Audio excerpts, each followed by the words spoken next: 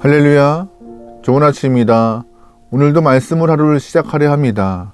여러분이 영상을 보실 때에 눈과 귀와 마음이 집중되어서 하나님이 예비하신 그 말씀의 은혜가 여러분의 심령에 심겨지기 소망합니다. 슬기로운 아침 시간 역대상 24장 말씀 보겠습니다. 역대상 22장 말씀부터 보면은요, 다윗의 말년 이야기를 좀 볼 수 있어요. 다윗의 마지막 이야기는 성전 중심의 이야기로 풀이되고 있습니다. 여러분 잘 기억하시겠지만 역대상 22장은요, 다윗이 성전을 위하여서 모든 제반사항을 준비해 놓았다라고 말하고 있어요. 다윗만 준비했나요? 아닙니다. 하나님도 성전을 건축할 솔로몬을 위하여서 솔로몬에게 지혜와 총명, 나라의 평온함을 허락하셨다라고 말씀하고 있습니다. 어제 보았던 이 3장 말씀은 다윗이 성전에서 일하는 레위 지파에 대해서 언급을 하고 있습니다. 성막 시대에서 성전 시대로 바뀌어지면서 가장 편리한 삶을 살게 된 사람들이 레위 지파였습니다. 성전의 기물을 싸고 풀고 메어서 이동하는 주 업무를 담당한 레위인들이 이제 성전이 지어지면서 기물들을 싸고 풀고 할 일이 없는 거예요. 너무 여유로운 삶을 통하여서 게으르고 나태해지고 또한 유혹에 빠질 수 있는 여건들이 많이 발생한 레위 지파를 향하여서 다윗은 정신 차려야 한다라고 경고의 말을 좀 하고 있는 것이죠. 너희가 바로 너의 일을 잘 감당하기 위해서 성전 안에서도 하나님을 섬기는 일에 집중해야 할 것이며, 또한 낮과 밤으로 하나님을 찬양하는 데 게으르지 말아야 할 것이며, 또한 하나님 앞에 드리는 것에 대해서 노력해야 한다라고 말하고 있었습니다. 오늘 이 4장 말씀은 다윗이 이제 제사장을 세우는 일에 대해서 언급하고 있어요. 역대상 후반부의 이야기를 보면은요, 다윗이 이제 노년의 시간에 성전을 위하여서 사람을 세우고 또한 세우기 위해서 준비하는 과정의 이야기를 나와요. 일반적으로 나이가 좀 먹으면요, 힘도 빠지고 걱정도 또한 높아심도 더 커지는 상황인데, 다윗은 그런 모습보다 오히려 더 주님께 집중하고 땀 흘리며 노력하는 모습이 나와요. 우리 또한 하루하루 좀 더 인생을 살아가는 과정 가운데 다윗과 같이 시간이 흐를수록 주님께 집중하고 주님의 일을 위하여서 더 땀 흘릴 수 있는 귀한 영 되면 좋겠습니다. 나이를 먹는다, 이 말은 익어간다라고 표현할 수 있잖아요. 다윗은 점점점 익어가는 것 같아요. 누굴 향하여서? 하나님을 향하여서. 우리 또한 시간이 흐를수록 예배자로서 익어가고 하나님이 원하시는 그 열매로서 익어갈 수 있는 신앙이 되길 소망합니다. 오늘 말씀은요, 앞선 것과 같이 제사장을 세우는 일에 대해서 말을 하고 있습니다. 그런데 말씀을 쭉 보면은요, 하나님은 제사장을 세울 때 업무의 능력, 업무의 익숙함, 능숙함, 이것보다 딱 하나, 거룩함을 요구하고 계셨습니다. 거룩함이요. 1절 말씀 보겠습니다. 아론 자손의 계열들이 이러하니라. 아론의 아들들은 나답과 아비후와 엘르아살과 이다말이라. 나답과 아비후가 그들의 아버지보다 먼저 죽고 그들에게 아들이 없으므로 엘르아살과 이다말이 제사장의 직분을 행하였더라. 아멘. 하나님이 처음 세우신 제사장, 바로 아론에 대한 이야기를 풀어가시는데 그의 직무도 말씀하시면서 그의 아들들을 언급하세요. 그런데 안타까운 아들 2명의 이름이 언급되고 있습니다. 바로 나답과 아비후예요. 왜 나답과 아비후가 안타까운 이름일까요? 레위기 10장 보면은 그 이유가 나와 있습니다. 레위기 10장 1절 말씀인데요. 아론의 아들 나답과 아비후가 각기 향로를 가져다가 여호와께서 명령하시지 아니한 다른 불을 담아 여호와 앞에 분향하였더니 불이 여호와 앞에서 나와 그들을 삼키매 그들이 여호와 앞에서 죽은지라. 아멘. 무슨 말이에요? 하나님은 성막 안에서 아무 불이나 쓰도록 허락하시지 않으셨습니다. 성막 안에서도 구별된 불을 통하여서 사용하도록 허락하셨는데, 나답과 아비후가 성전 안에서 분향하는 일을 담당했지만 자신의 임의대로 하나님이 예비하신 불이 아니라 다른 불을 쓴 거예요. 그래서 다른 불을 쓴 그 모습에 하나님이 징계를 내셔서 바로 죽게 되는 모습이 레위기 10장에 나와 있습니다. 하나님은 자신의 거룩함을 지키기 위해서 성막 안에서 불 하나 마음대로 쓰지 못하고 정말 구별되어 쓰라고 명령하셨어요. 뭘 위해서요? 하나님의 거룩함을 위하여서. 그런데 나답과 아비후가 너무나 방만하게 생각하여서 아무 불이나 썼던 것이고, 하나님은 자신의 거룩함을 망쳐버린 나답과 아비후에게 징벌을 내리신 것입니다.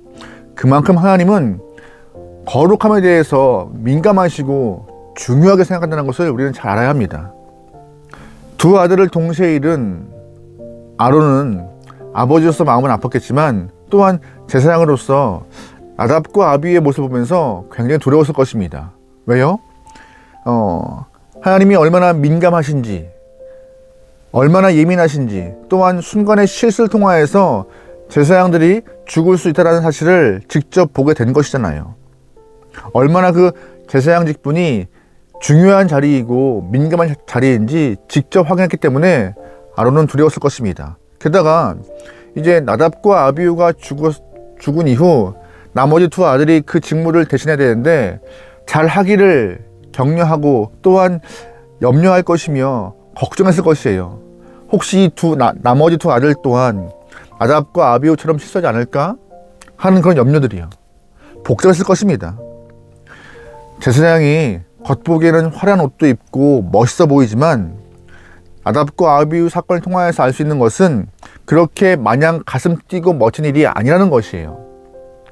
언제나 긴장해야 되고 동시에 두려워하는 그런 자리에 서 있는 것이 제사장이라는 것을 이스라엘 사람들이 또한 아론도 모두가 다 알게 된 사건이 나답과 아비후 사건입니다.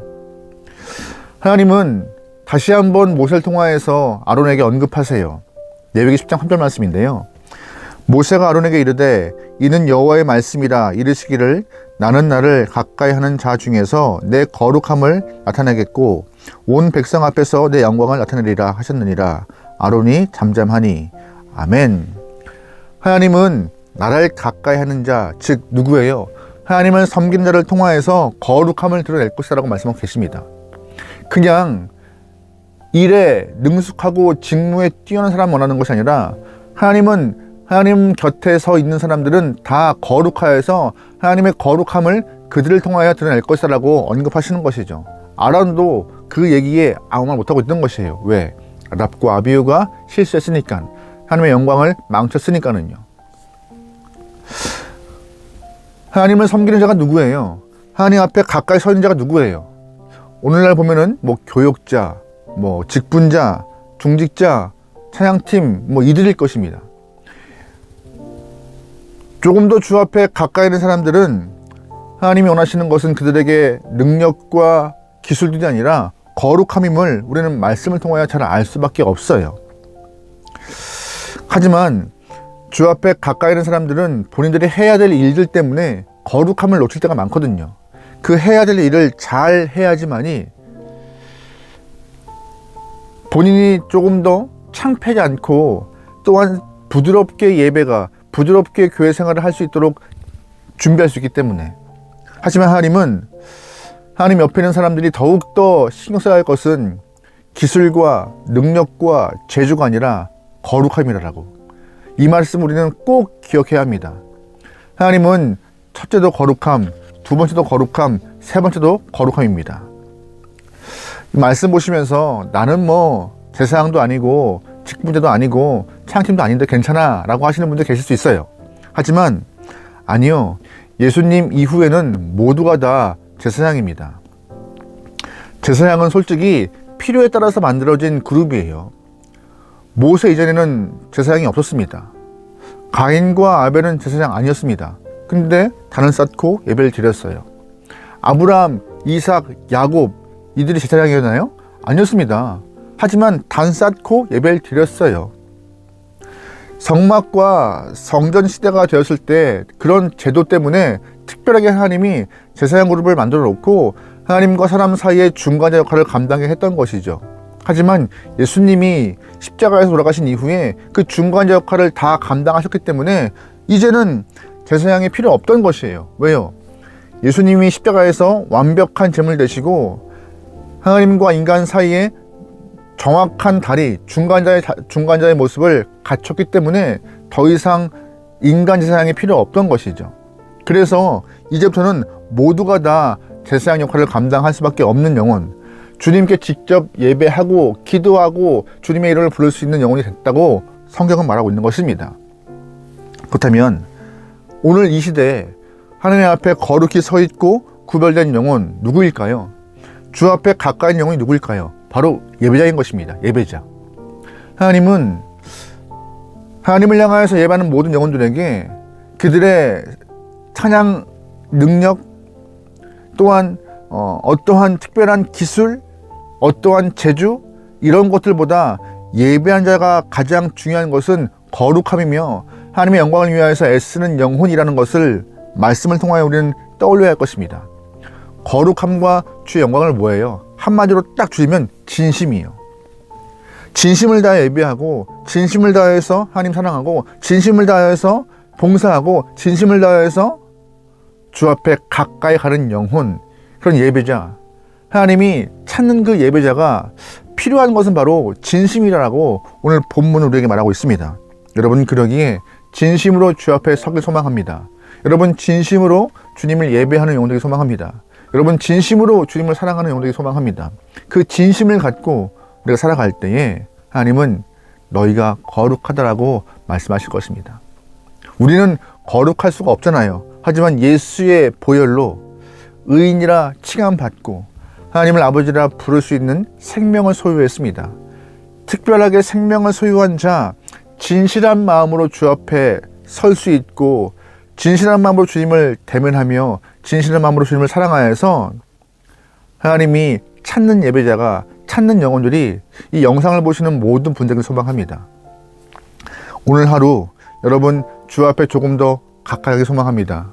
다윗이 나이가 먹을수록 더욱더 성전에 집중하고 주의 일에 집중했던 것처럼 우리가 하루하루 더 나이를 먹어갈수록 주님께 더 열정을 갖고 주 앞에 다가갈 수 있는 귀한 영혼, 그래서 주님이 찾는 그 진실한 영혼이 여러분과 제가 되기를 주로 축원합니다. 오늘도 말씀으로 승리합시다. 기도하시겠습니다. 하나님, 마음과 뜻과 정성을 다하여서 진심으로 주님을 찾는 영혼 되기 원합니다.